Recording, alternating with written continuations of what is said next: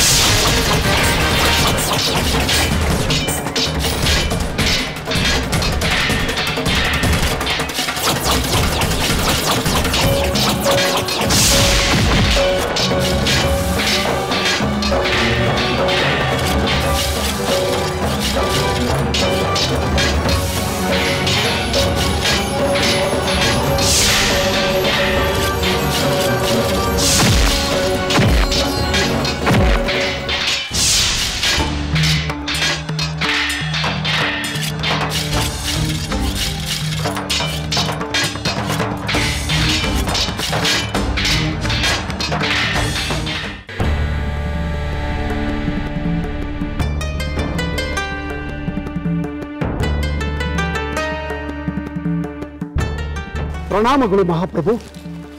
ತಮ್ಮ ನಿರೀಕ್ಷೆ ಹುಸಿಯಾಗಲಿಲ್ಲ ಪ್ರಭು. ಸಹಸ್ತ ಅದೇನೆಂದು ವಿವರಿಸಿ. ಮಹಾಪ್ರಭು, ಮಹಾವೀರನಾದ ಅಕಂಪನ ತನ್ನ ಎಣೆಯಿಲ್ಲದ ಪರಾಕ್ರಮದಿಂದ ವಾನರ ಸೇನೆಯನ್ನು ಕಂಗೆಳಿಸುತ್ತಿದ್ದಾನೆ. ರಣರಂಗದ ತುಂಬ ಅಕಂಪನೆ ವಿಜೃಂಭಿಸುತ್ತಿದ್ದಾನೆ ಪ್ರಭು. ಪ್ರಹಸ್ತ, ನೀನು ಧೂಮ್ರಾಕ್ಷ ವಜ್ರದಂಶನ ವಿಷಯದಲ್ಲೂ ಇದೇ ಹೇಳಿದ್ದೆ.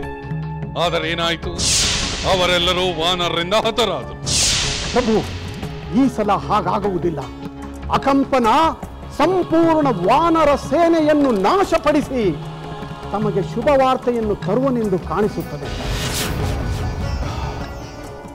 ಹಾಗಾದರೆ ನನಗೂ ಸಂತೋಷವೇ. ಅಕಂಪನ ಗೆದ್ದು ಬಂದರೆ ನನ್ನ ಹೃದಯಕ್ಕೂ ಆನಂದವಾಗುತ್ತದೆ. ಪ್ರಣಾಮಗಳು ಮಹಾಪ್ರಭು. ಎಲ್ಲಿಂದ ಬರುತ್ತಿರುವೆ? ರಣರಂಗದಿಂದ ಬರುತ್ತಿದ್ದೇನೆ ಪ್ರಭು. ಅಲ್ಲಿಯ ಸ್ಥಿತಿಗತಿಗಳೇನು? ನಮ್ಮ ರಾಕ್ಷಸರಿಗೂ ಆ ವಾನರಿಗೂ ಘೋರವಾದ ಯುದ್ಧ ನಡೀತಿದೆ ಪ್ರಭು. ನಮ್ಮ ಸೇನಾಧಿಪತಿ ಅಕಂಪನ, ಅವನ ವಿಷಯವೇನು? ಅಕಂಪನ ವೀರಾವೇಶದಿಂದ ಹೋರಾಡಿ ಹಲವು ವಾನರನ್ನ ಧ್ವಂಸ ಮಾಡಿದರು ಪ್ರಭು. ನಾನು ಹೇಳಿಲ್ಲವೇ ಪ್ರಭು, ಅಕಂಪನ ಮಹಾಪರಾಕ್ರಮದಿಂದ ಹೋರಾಡುತ್ತಿದ್ದಾನೆಂದು.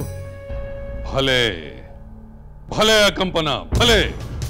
ಎಲೈ ದೂತ, ಈಗ ಅಕಂಪನ ಯಾವ ವಾನರ ವೀರನೊಂದಿಗೆ ಹೋರಾಡುತ್ತಿದ್ದಾನೆ? ನಾನು ಅಲ್ಲಿಂದ ಹೊರಟಾಗ ವಾನರ ವೀರರು ಹೆದರಿ ಹಿಮ್ಮೆಟ್ಟುತ್ತಿದ್ದರು. ಅಷ್ಟರಲ್ಲೇ ಕಪಿವೀರನಾದ ಹನುಮಂತ ಅಕಂಪನ ಜೊತೆಯಲ್ಲಿ ಹೋರಾಡಲು ಸಿದ್ಧನಾಗಿ ಬಂದಿದ್ದ ಪ್ರಭು. ಏನು, ಅವರಿಬ್ಬರ ನಡುವೆ ಯುದ್ಧವಾಯಿತೆ? ಈಗ ನಡೆಯುತ್ತಿರಬಹುದು ಪ್ರಭು.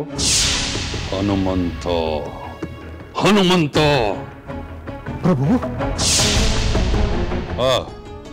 ನೀವಿಬ್ಬರೂ ಈ ಕೂಡಲೇ ರಣರಂಗಕ್ಕೆ ಹೋಗಿ ಅಕಂಪನನ ವಿಷಯವೇನೆಂದು ನನಗೆ ತಿಳಿಸುತ್ತೀರಿ.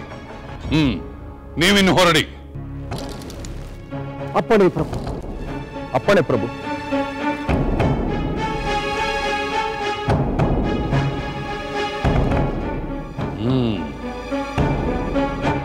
ಅಕಂಪನ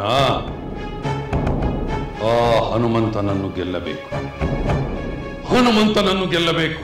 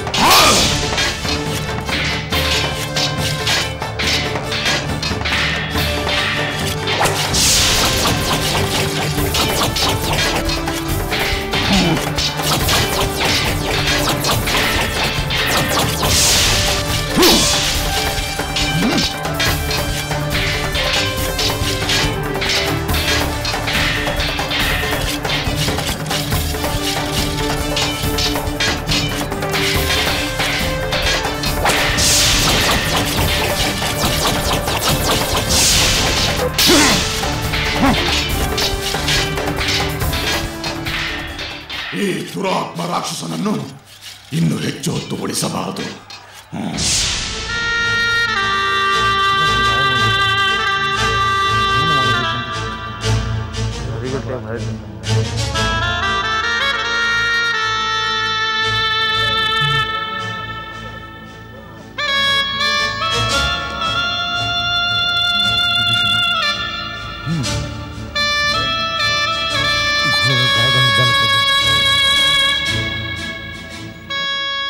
ಪ್ರಭು, ರಾಕ್ಷಸ ವೀರ ಅಕಂಪನ ನಮ್ಮ ಸೈನ್ಯಕ್ಕೆ ಅಪಾರ ಹಾನಿಯುಂಟು ಮಾಡಿದ್ದಾನೆ.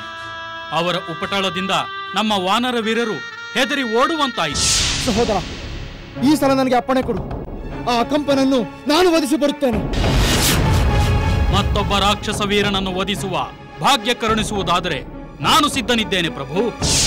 ರಾಮಚಂದ್ರ, ನೀನು ಅನುಮತಿ ನೀಡುವುದಾದರೆ ನಾನು ಸಿದ್ಧನಿದ್ದೇನೆ. ನಮ್ಮಲ್ಲೇ ಯಾರಾದರೊಬ್ಬರು ಹೋದರಾಯ್ತಲ್ಲವೇ? ಪ್ರಭು ರಾಮಚಂದ್ರ, ಆ ಅಕಂಪನನ ಬಲಾಬಲಗಳೇನೆಂದು ನನಗೆ ತಿಳಿದಿದೆ. ನಾನು ಹೋಗುತ್ತೇನೆ. ಬೇಡ ವಿಭೀಷಣ, ನೀನು ಹೋಗುವುದು ಬೇಡ. ದೂತ, ಆ ಅಕಂಪನನ್ನು ಯಾರು ಎದುರಿಸುತ್ತಿದ್ದಾರೆ? ಆ ರಾಕ್ಷಸ ವೀರರನ್ನು ದಿಟ್ಟತನದಿಂದ ಎದುರಿಸಿ ಹೋರಾಡುತ್ತಿರುವ ನಮ್ಮ ವಾನರ ವೀರ ಯಾರು? ಪ್ರಭು, ಅಕಂಪನನ ಆರ್ಭಟ ನೋಡಿ, ನಮ್ಮ ವಾನರ ವೀರರು ಪಡುತ್ತಿದ್ದ ಹಿಂಸೆಯನ್ನು ನೋಡಿ ವೀರ ಹನುಮಂತ ಅವನೆದುರಿಗೆ ನಿಂತಿದ್ದಾನೆ. ಹೌದೇನು? ಅಂದ ಮೇಲೆ ಚಿಂತೆ ಏಕೆ? ಮಿತ್ರರೇ, ಆ ಅಕಂಪನನ ವಿಚಾರವಾಗಿ ನಾವು ಯಾವ ಚಿಂತೆಯೂ ಮಾಡಬೇಕಾಗಿಲ್ಲ. ಏಕೆಂದರೆ ಹನುಮಂತವಿದ್ದ ಕಡೆ ವಿಜಯ ಖಚಿತ. ಆ ಅಕಂಪನನ ಕೊನೆ ಆಯ್ತೆಂದೇ ತಿಳಿಯೋಣ.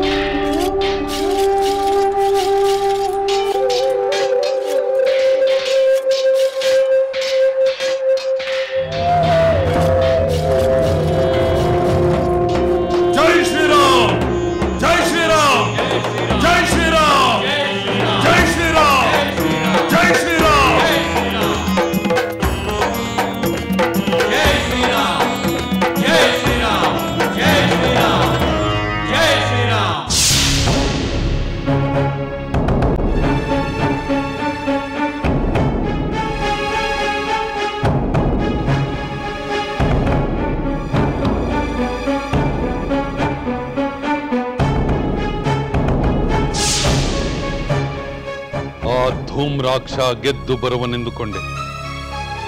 ಅವನು ಆರಂಭದಲ್ಲಿ ಅಬ್ಬರಿಸಿ ಹತನಾದ. ಆ ವಜ್ರದಂಷ್ಟನನ್ನು ನಂಬಿದೆ. ಅವನು ಆರಂಭದಲ್ಲಿ ಆಟೋಪ ಮಾಡಿ ಕೊನೆಗೆ ಹತನಾದ. ಈಗ ಆ ಅಕಂಪನ ಗೆಲ್ಲುತ್ತೇನೆಂದು ವೀರಾವೇಶದಿಂದ ಹೋರಾಡಿದ. ಆದರೆ ಏನಾಯಿತು? ಅವನು ವಿಜಯದ ಸುದ್ದಿಯನ್ನು ತರಲಿಲ್ಲ. ತಾನೇ ಯಮನ ಮನೆಗೆ ಅತಿಥಿಯಾದ. ಒಂದರ ಮೇಲೊಂದರಂತೆ ವಿಜಯ ಸಾಧಿಸುತ್ತಾ ಆ ವಾನರ ಸೈನ್ಯ ಸಂತೋಷದಿಂದ ಬೊಬ್ಬಿರಿಯುತ್ತಿದೆ. ಈ ರಾವಣನ ಸೈನ್ಯ ಯಾವ ಲೆಕ್ಕ ಎಂದು ನಿರ್ಲಕ್ಷ್ಯದಿಂದ ಮಾತನಾಡುತ್ತಿದೆ. ನಾನಿದನ್ನು ಸಹಿಸುವುದಿಲ್ಲ, ನಾನಿದನ್ನು ಸಹಿಸುವುದಿಲ್ಲ.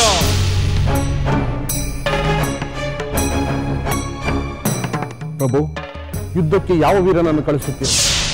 ರಣರಂಗಕ್ಕೆ ಯಾರು ಹೋಗುತ್ತಾರೆ? ನಾನೇ ಹೋಗುತ್ತೇನೆ. ನೀವೇ ಹೋಗುತ್ತೀರಾ ಪ್ರಭು?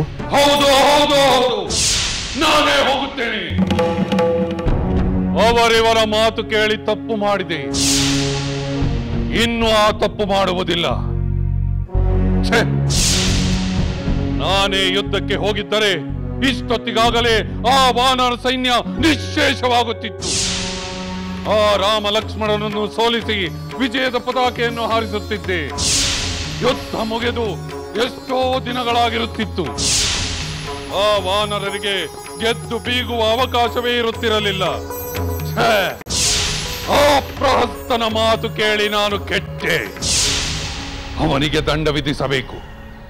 ಅವನನ್ನೇ ಯುದ್ಧಕ್ಕೆ ಕಳುಹಿಸುತ್ತೇನೆ. ಅವನೇನಾದರೂ ಗೆದ್ದು ಬಂದರೆ ಆಗ ನಾನು ರಣರಂಗಕ್ಕೆ ಹೋಗುವ ಪ್ರಮೇಯವಿರುವುದಿಲ್ಲ. ಅವನನ್ನೇ ಯುದ್ಧಕ್ಕೆ ಕಳುಹಿಸುತ್ತೇನೆ.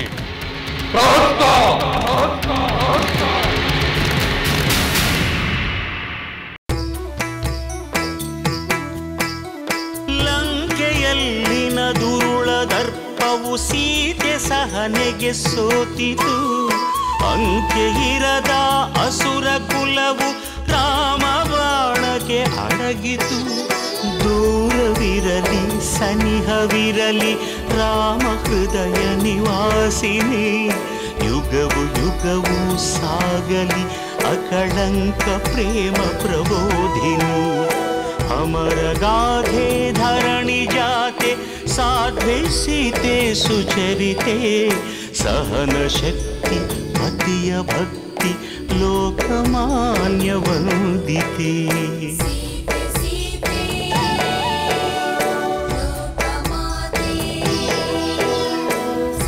ರಾಮ ಹೃದಯ ನಿವಾಸಿನಿ ಅಕಳಂಕ ಪ್ರೇಮ ಪ್ರಬೋಧಿನಿ. ಸೀತೆ